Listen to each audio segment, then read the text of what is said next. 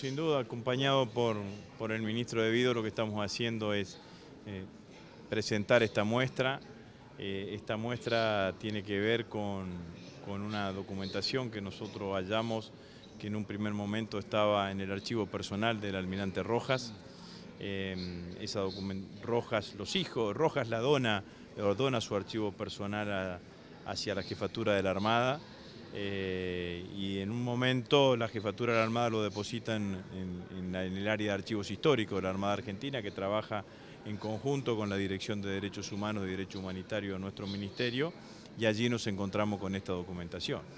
Es documentación inédita, basada en un informe que hace la Casa Militar posteriormente al bombardeo, y ese informe es obviamente sostenido con una cantidad de fotografías que no conocíamos. Bueno, ese informe que estaba en manos de la Secretaría General de la Presidencia en ese momento, después cuando vino el golpe de la Revolución Libertadora, quedó en manos de Rojas hasta esta oportunidad que, bueno, nosotros lo recuperamos, y después de la presentación de esta muestra, ese informe de la Casa Militar va a quedar ya en manos de este museo del Bicentenario. Obviamente que es un día triste y de reflexión para todos los argentinos. Recién charlábamos con el ministro de Vido, que estaba claro que había un intento de matar al general Perón en ese momento. Es impresionante ver las fotos del despacho presidencial, digamos, ¿no? Porque los que conocemos el despacho presidencial se mantiene bastante igual a lo que era hace 60 años atrás, y se ve claramente lo que ha sucedido, y además, bueno, un acto de terrorismo de Estado, porque murieron una cantidad de inocentes sin ningún tipo de sentido. La verdad que un acto criminal desde ese punto de vista, ¿no? Bueno, justamente en la recorrida con Agustín reflexionábamos sobre lo acertado de las decisiones de Néstor y Cristina de hacer de alguna manera un homenaje permanente a la memoria, a la verdad y a la justicia. Lamentablemente en el año 76 hasta el año 82 tuvimos más de 30.000 muertos producto de que los gobiernos que sucedieron a la revolución fusiladora o libertadora, como se dio en llamar en aquel momento, no hicieron actos de memoria, de verdad y de justicia. Es más, muchos de los integrantes de esos gobiernos tripulaban los aviones de los que bombardearon, eran victimarios. Y recordar, aquel día, porque yo, el ministro Rossi, bastante más chico que yo, no había nacido ese día. Yo vivía a unos 4 kilómetros de aquí, Córdoba y Scalabrini Ortiz, para ser más o menos preciso, y recuerdo que iba con mi mamá al colegio, me llevaba de la mano, y recuerdo los estallidos de las bombas, cómo vibraban los vidrios por las explosiones, y creo que en realidad lo que recordaba era el pánico de mi mamá, ¿no? En ese momento, y de la familia y de los vecinos, los que, como dice Néstor Kirchner aquí, los que eran peronistas y los que no eran peronistas, porque en estos 355 muertos que hubo ese día había argentinos. No, las bombas no preguntaban si eran peronistas o no. Creo que fue un intento de magnicidio, y fue un crimen monstruoso, un acto terrorista que todavía no fue debidamente sancionado por la historia, inclusive por la propia justicia.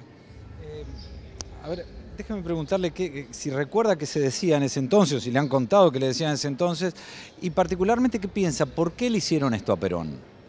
Creo que el odio era tan grande, creo que en las palabras de Néstor está mejor explicada que lo que yo puedo decir acá. El odio era muy grande porque había grandes reivindicaciones populares que los sectores dominantes y fundamentalmente privilegiados hasta el año 45 por ese sistema, no estaban dispuestos a tolerar. Creo que haciendo un pequeño ejercicio, viendo la película que están dando acá a mi espalda, que editó la Revolución Libertadora, voy a entender mucho más fácil que escuchándome a mí, e inclusive que leyéndolo a Kirchner, o a Cristina. Creo que el odio está planteado ahí, y como decía Cristina en su discurso ayer, los que apretaban el detonador o el gatillo de las bombas en realidad eran lo menos importante, los más responsables los que iban atrás en las cabinas. Recordemos a Miguel Ángel Chaval Ortiz, a De Pablo Pardo, a Américo Gioldi, esos asesinos que los incitaron a esta gente a cometer ese crimen aberrante y atroz. Por eso, esto no nos corresponde a nosotros, le corresponde a la justicia.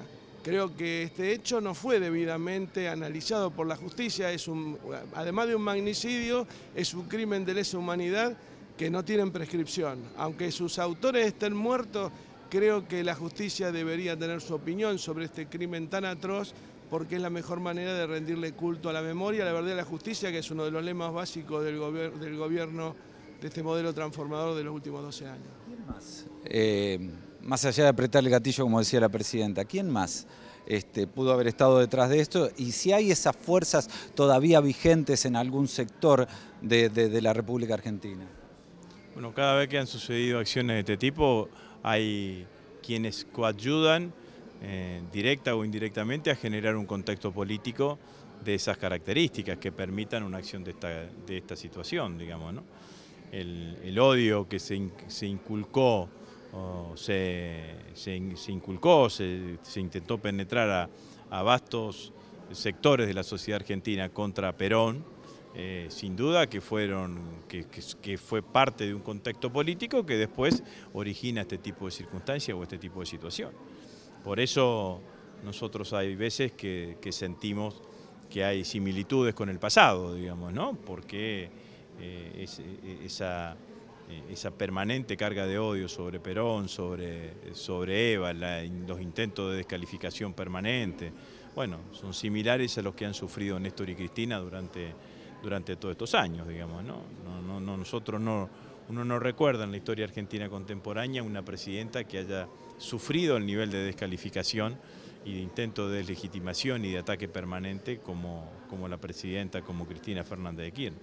Entonces, en esos contextos participan una cantidad de actores, desde medios de comunicación, grupos dominantes, grupos empresarios, que son, usted si no los ve en ese momento, bueno, los puede ver quienes empezaron a gobernar a la Argentina después del golpe del 55. Seguramente los mismos que gobernaron la Argentina después del golpe del 55 es los que directa o indirectamente estuvieron en la planificación de un atentado como este, digamos, ¿no? Que intentaba generar terror en la población, porque esto siempre genera la derecha, los sectores reaccionarios generan terror para generar miedo en el pueblo, digamos, ¿no? Generar situaciones de desmovilización, digamos, ¿no? Y por el otro lado apuntaban claramente a atentar contra el presidente de la Nación, en ese momento Juan Domingo Perón, ¿no?